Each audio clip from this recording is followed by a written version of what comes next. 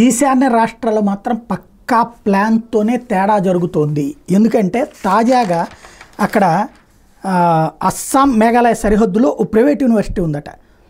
దాని పేరు varsity of science and technology Meghalaya, USTM. ఇది అస్సాం కొండలను తొలిచి పర్యావరణాన్ని దెబ్బతీస్తోంది. దానివల్ల మా రాష్ట్రానికి వరదల బెడద ఎక్కువైంది, దీని మీద NGTని ఆశ్రయిస్తామని ప్రకటించినటువంటిది అస్సాం ముఖ్యమంత్రి హిమంత బిశ్వా శర్మ. అయితే దీన్ని నడిపిస్తున్నవాడు మహబూబ్ ఉల్ హక్ అనే బెంగాలీ. దీన్ని బట్టి అర్థం చేసుకోవచ్చు ఎంత పక్కా ప్లాన్తో ఉన్నారో అన్నటువంటిది. ఈ యూనివర్సిటీ వచ్చాక శరణార్థులందరూ ఆ రూట్లోకి వచ్చారు. బంగ్లాదేశ్ వాళ్ళు బెంగాల్లోకి వచ్చి అసలు ఈశాన్య రాష్ట్రాలు అలకెట్ట తెలిసినాయి, నిదానంగా ఈ రూట్లోకి వచ్చారు. ఇప్పటికి కూడా అటే తీసుకొస్తున్నారు.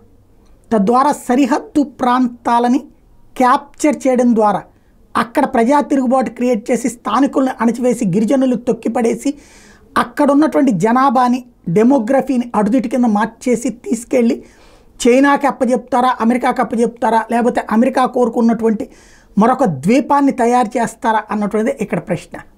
చాలా పక్కాగా కుట్ర అనేది జరుగుతోంది అన్నటువంటి విషయం అయితే అర్థమవుతోంది. దీనికి పరిష్కారం ఏంటనేది ఆలోచించాలి.